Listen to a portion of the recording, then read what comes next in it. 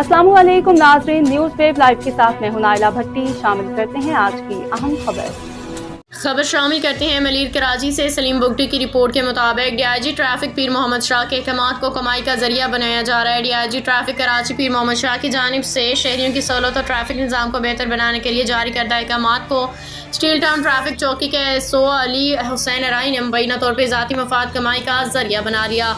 ज़राए के मुताबिक एसओ अली हुसैन अराई ट्रैफिक कवानीन के आड़ में शहरियों को गैर ज़रूरी तौर पर रोके जुर्माने आयद कर रहे हैं। मुबैना तौर पर भारी रिश्वत तलब की जाती है। शिकायत मौसूल हुई हैं कि मखसूस गाड़ियों और ट्रांसपोर्टर्स को भारी रकम के एवज़ छूट दी जाती है, जबकि आम शहरियों को बिला वजह तंग किया जा रहा है। मोटरसाइकिल और गाड़ियों में गैर कानूनी तौर पर 3000 से 4000 रुपये रिश्वत वसूल की जाती है। इलाके के शहरियों और ट्रांसपोर्टर्स ने आला हुकाम से अपील की है कि वो इस संगीन सूरत हाल का फौरी नोटिस लें। एसओ अली हुसैन अराई के खिलाफ शफाफ इंक्वायरी करा के कार्रवाई अमल में लाई जाए। ट्रैफिक पुलिस का बुनियादी फरीज़ा अवाम की सहूलत है, सड़कों की हिफाजत और कवानीन का मुनसिफाना निफाज, लेकिन अगर यही इदारे करप्शन इख्तियारात का नाजायज़ इस्तेमाल में मुलविस हो जाएं तो अवाम का एतमाद बुरी तरह मुतासिर होता है। अब तक के लिए इतना ही। मज़ीद खबरों और अपडेट से बाखबर रहने के लिए देखते रहें न्यूज़ वेब लाइव।